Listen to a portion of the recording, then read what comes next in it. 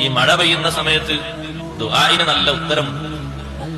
പക്ഷേ മഴ പെയ്യുമ്പോ നല്ല മനോഭാവം ഉണ്ടാകും.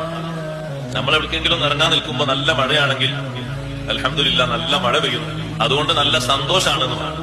അതുകൊണ്ടാണ് മഴയെപ്പറ്റി മഴ ഇപ്പോൾ തൽക്കാലം വേണ്ട എന്ന അർത്ഥത്തിൽ ദുആ ചെയ്യുമ്പോൾ പോലും ഞങ്ങൾക്ക് മഴ പെയ്യിപ്പിക്കല്ലേ എന്നല്ലല്ലോ ദ്വാരക്കേണ്ടത്.